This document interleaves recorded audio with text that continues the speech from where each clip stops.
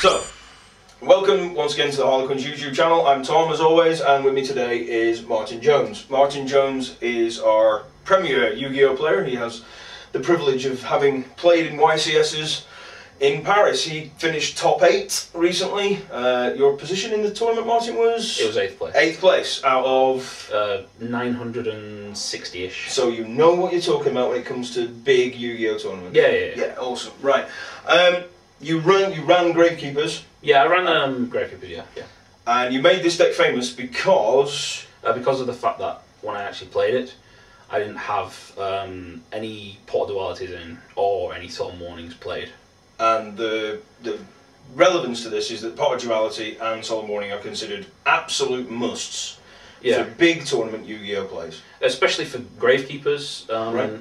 The Solemn Warnings, because it can stop the big synchro plays. Wasn't Trishul about them, because Trishul wasn't available then, but things like Brianak, the Shien itself actually hitting the field, all of these kind of things, it could actually prevent ever becoming a threat in the first place. And the Duality, because Duality itself is a search strength for the actual keepers, which meant you had a bigger chance of getting that first turn Royal Tribute, a bigger chance of drawing into that Dim Prison, that Compulsory, that Fet Veil, or whatever you needed at that point in time to actually pull the duel into your favour. Yeah. So and you did this without any of that. No. You top 8 with none of those cards in your deck. No, none of them. And as a result of that, you are now quite famous on several forums because you did that. And for a short period of time.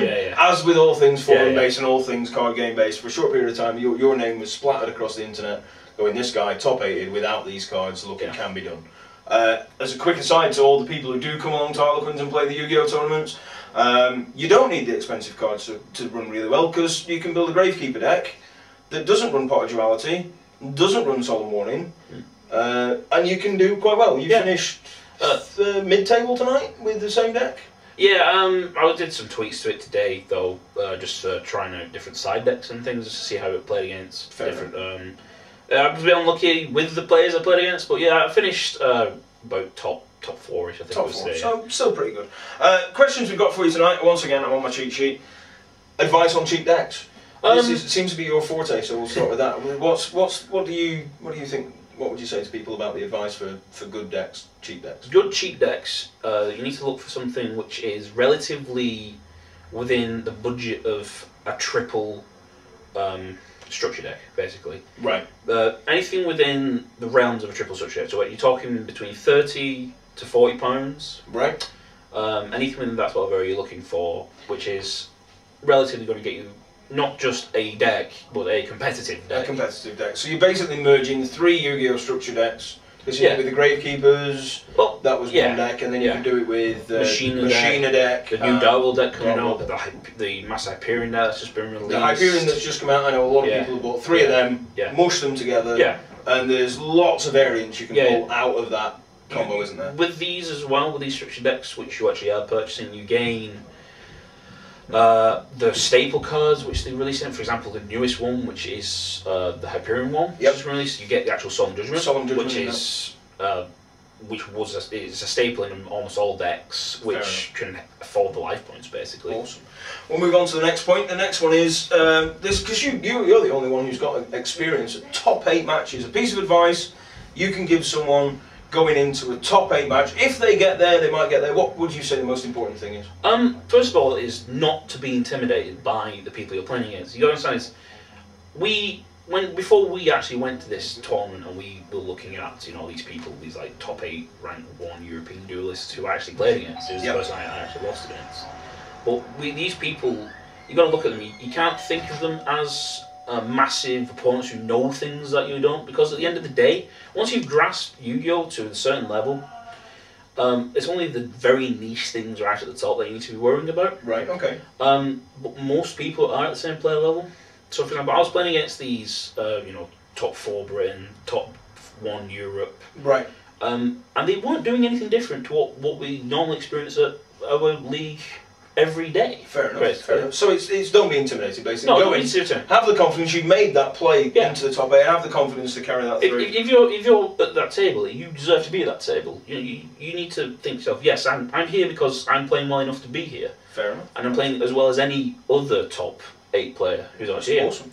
Second thing would be to always be checking what your opponent's doing in terms of what cards they're actually playing. Yeah. If you have an advantage to see the cards in, for example, using Nobleman Extermination, it hits a trap card. You get to, for example, you hit the Solemn Warning. Yeah. They remove from play the Solemn Warning, they remove the play the Solemn Warning in the deck from play, yeah? Yeah. There's only 2 in the game, so it's impossible for there to be a third in the deck. Yeah.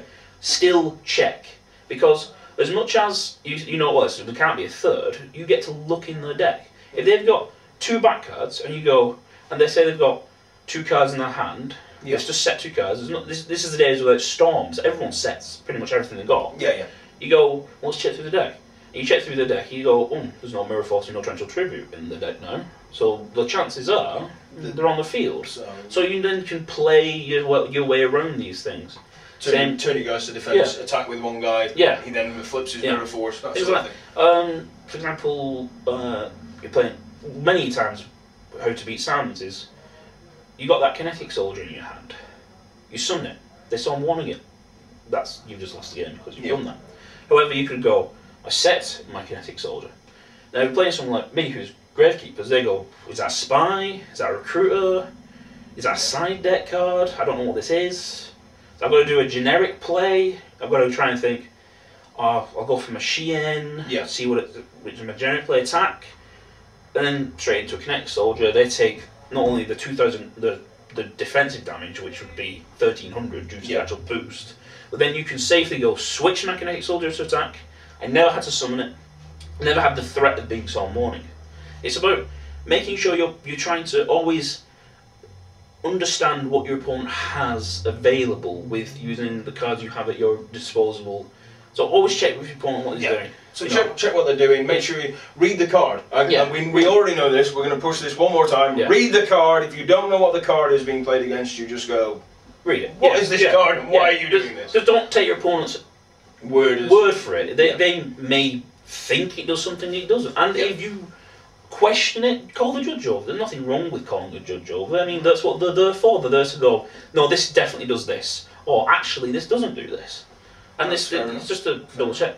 Moving on now, we've got upcoming sets. There's a few coming up. We've just had, or just releasing, as this will go out, or just after, Gold Series 4, which is on the shelves now. You get a cool playmat. Really good play. Really good play. You can get them in store now. We currently have stock in Harlequins. Obviously, this is an gross advertisement. The stock we're currently carrying in Harlequins. Buy our stock now.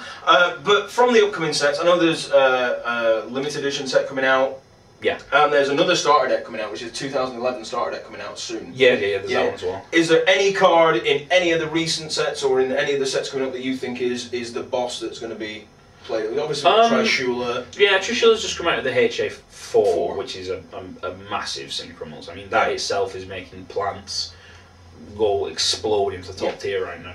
Something else, what do you think is going to be? Upcoming? Yeah, upcoming. It depends on. I mean, they've got the Elemental Hero stuff we need to watch out for. Because they're definitely getting Nova Master as far as I'm aware. Right. And they're getting Great Tornado. More than likely, we're going to get used the Shining over here. Shining as well. Which is going to make your E-Hero beat decks a lot better. So E-Heroes are up and coming. Yeah, E-Heroes up and coming. Up and coming, new stuff. That's good card. We like new stuff. Yeah, we got the possible Dark World deck coming up soon. The Dark World, which you've been banging on about for some time. Yeah, it's been really, really good. It in itself is very good, but it's got synergy with the Exceed Monsters re-release as well, especially with the Exceeds coming up, aren't they? Yeah, the Exceeds. They're not going to be out. We will talk about the Exceeds as and when they come out, guys. So stay tuned to that. We might get Martin and Sefram back in to talk about the Exceeds.